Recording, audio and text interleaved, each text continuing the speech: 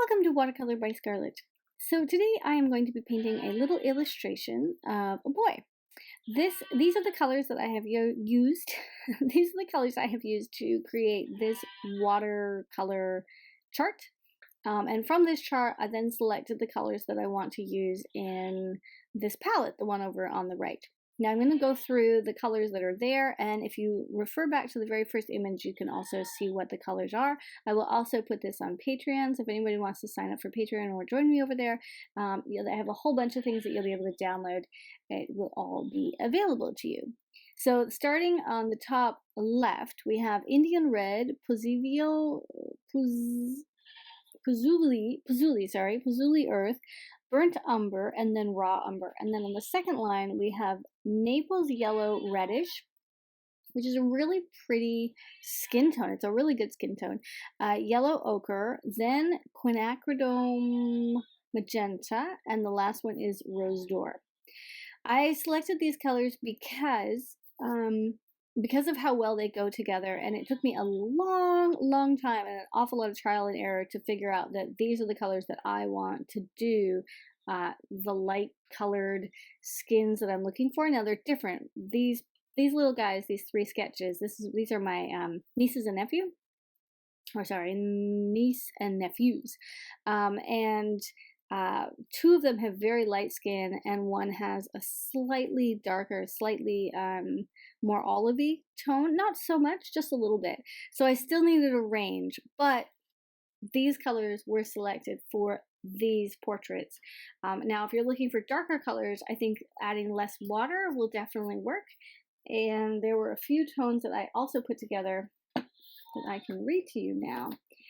For the shadows, I think that violet plus burnt umber works really well. It makes a pink, but it's got a little more bluish purple tone to it, so it's good for an undercolor. And then also Payne's Gray and Indian Yellow make a really nice undertone green. And I'm sure you're wondering why someone would use green in a portrait. But actually, if you really look closely, there's a lot of green in our faces. And I don't mean just because of feeling ill, but there is a lot of undertone green going on. And then Payne's Gray, Indian Yellow, and Neutral Tint makes a really nice greenish brown, which would be also good for some of those underlayering shadows. So I have put together I think there's 6 or 7 different swatches here, which all have lots of information on them. And I'm going to list these on Patreon because it's just a little too complicated to do it here, but I'll read some of them to you now so you have a general idea. So for a really light, pasty kind of color, yellow ochre and burnt umber with a lot of water. Indian red and burnt umber gives you a slightly grayish, more pinker tone. Indian red, burnt umber, and Pozuli Earth gives you a redder, grayish pink undertone. I realize that this is all very weird that I would be describing it like this. Indian red and burnt umber gives you a really dark chocolate color, which is just gorgeous.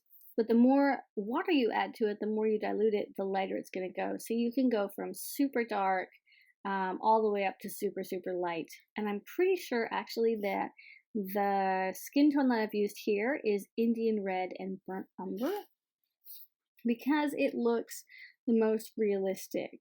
Another one would be raw umber and yellow ochre. It makes more of an orange skin tone undertone. And the colors that I have decided to choose if I was going to do darker flesh tones would be Quinacridone Magenta, Quinacridone Gold, Burnt Umber, Natural Tint, and Payne's Gray. So if I was going to put together another palette, which I think I will do. Oh, too much talking. So I think I will do that. I will put these colors together in a different palette. I recently purchased one of, is it a palette? Yeah, I recently purchased a small palette which I wanted to specifically use just for portraits. So fill it with all the different tones that I have. And those typically, this small one has about 12 spaces. It's a little metal tin I can take with me, which will go alongside my standard big one and my flowers, my colorful flowers, and then my neutral colors. So it's nice to have different palettes you've already put together. So let's talk about the portrait. I know we're 4 minutes in, and that was a lot of chatting. I'm currently doing the shadows under his eyes. And I'm doing that by putting down some water. And am I going to do the shadows or not? I'm going to put some water down, put in some color, and then gently blend it to the edges. I'm not looking, okay, right now I'm doing the eyelashes, the darker lines around his eyes. I'm not looking for a watercolor effect, if you know what I mean, where you really see the different layers and it looks really blotchy, which is a beautiful effect. It's a really beautiful way to paint. In this case, I'm looking for a slightly more softer, well blended look. So I don't want anything to really stand out as a patchiness. And the best way to do that is to put your water down and then put your color down and then kind of wash it to the edges. So to bring more water and to blend it out. I have a whole bunch of tutorials on how to do all the different techniques. If you're new to my channel and you haven't gone to the technique section, I think there's like 60 techniques now, which are all very detailed and yeah, they're good. So I would recommend going over and watching them, because things like how to blend and how to do wet and wet and how to do wet and dry and how to use salt and all kinds of other things are all going to be in there in the technique section. So if you guys aren't sure about anything I'm doing. Now, right now, I was too late now. I was just working on his ear, and if you notice, I was actually bringing a highlight out. Now, what I typically do when I'm doing highlights is to work around things. So I will work around the lights, for example, the little glim in his eyes. Instead of painting that, I simply painted around it, right? Just quick and kind of scribbled around it. But in other cases, whereas with the ear, I want to lift the color.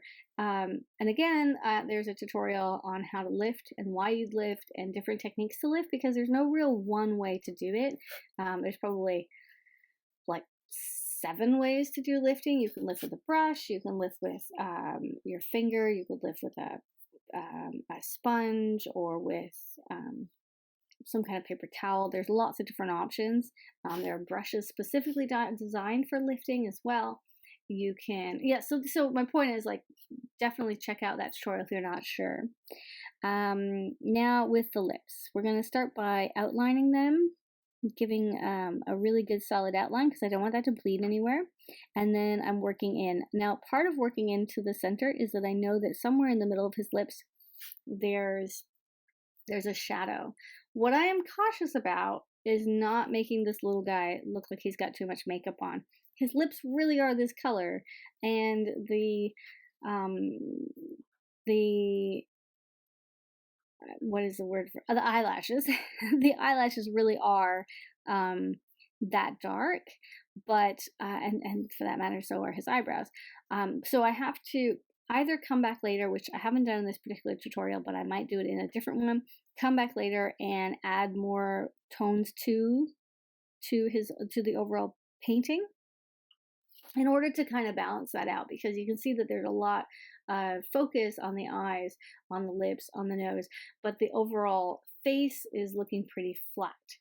And right now I like it. I do really like it. I actually painted this about 8 months ago, and when I was done, I didn't like it at all, and so I set it aside and thought, nope, I'm not interested. It's a terrible piece. I don't like it. And then, you know, I was looking at it just a few days ago. I was going through my phone and seeing what was still on there and what was left to go up. And I came across this video and realized I actually really do like it. I certainly like the way it turns out at the end. As an illustration, I think it's really, really cute. Initially, you can tell that the eye on the right, and from looking at it from our perspective, the eye on the right is nice and big and the eye on the left is really small. And initially that bothered me, but I went back to my original photo and realized, no, my drawing is correct. That is how his eyes actually looked in that moment. It could have been that he was thinking something could have caught his eye. I was obviously closer. There's a little bit of foreshortening going on, so that would be his far right eye is smaller because there's a foreshortening. And the other thing to consider is when you're drawing a person, even if they're straight on, unless it's a cartoon, unless it's something that's very unrealistic on purpose, the eyes are never exactly the same. In that sense, it's those tiny micro differences that actually creates character and shows us who is who. Okay, so some of this I have slowed way down so you can see how I'm really painting on and layering and lifting out the whites and adding in the colors. And other parts of this tutorial I've sped up. Sped up really quick, and I did that so that the overall video wouldn't take, you know, an hour. Okay, and now we're at the hair, which I think is a really cute. I like the hair. It worked really well. I would come back to it and do a few more layers, but as an illustration, I think it looks really good. It's really quick and simple, and the overall feel gets across. If it was a portrait, if this was like a real portrait I was going to put on the wall, then I would come back, like I said, and I would do a few more layers on it. So I'm pretty much working from the bottom and bringing those lines up, which probably seems a little counterintuitive. You might want to go from the top down, but I want to control where the ends of the hair are ending on the face, not have it all over the place. There is a haircut that I need to consider. I'm also working around the highlights, and I'm starting with something really, really light, and then as that lightness is on, or as the first layers that are lighter go on, I will then add the next layer, which will be a little darker, and, you know, continue and continue and continue. So this way I'm able to build up the painting, and then where all those different layers are adding up on top of each other, I have to think of how to say this, it creates like a stained glass effect where the light is going to reflect, and some things are going to shine differently than other things because some will have multiple layers underneath. Now, another thing I didn't do in this particular tutorial, but I could have, or possibly even should have, is I didn't consider the undertones. So for his hair, if I had thought about the undertones, I might have done a yellow wash first, or essentially painted the same way, but maybe done some of those highlights in yellow and then put the brown on top. I could have also done like a blue undertone or even a green undertone. It's pretty amazing how many colors there are, how many extra colors there are inside colors. In fact, one of the big things I do with my students when here in my studio, in my brick and mortar studio, is I teach them how to see. So how to look at something like, for example, the leaf. Right now it's October and the leaves outside my studio are all orange and deep, deep red, and it's just gorgeous. I wouldn't paint it as one solid orange color, because when you take a leaf and you actually look at it, you realize that there's green and brown and purple and probably even a little bit of pink in there. There's definitely lots of different variations of yellow, lots of different variations of orange. So there's multiple colors, and the same thing happens here when we're doing hair or we're doing eyes or we're doing skin tones. There's all these extra colors that are in there. And if we just paint it with one thing, for an illustration, it works really well. But for a portrait, if you just paint with one color, you're kind of missing out on all those other potential colors you could put in. So for me, I really like painting with as many colors as I can. Often those things will be very, very subtle, not so much that it's going to be confusing or overwhelming or crazy or just look psychedelic or something. Very subtle. But it becomes an undercolor that when you paint on top, it blends in and it just looks amazing. So I hope that you found some of this interesting or helpful in some way. I did try to slow a few bits of this down, so if I'm going too fast, just go ahead and click on the little dial at the bottom, and you can slow the whole thing down. You can turn me off, like turn my volume off, and just go really, really slow. I'm Scarlett, and I hope that you enjoyed this. And like I said, it will be on Patreon, so all the extras that I have lying here that helped me create these colors or pick these colors will all be available for you on Patreon/Scarlett Damen. Toodaloo, guys!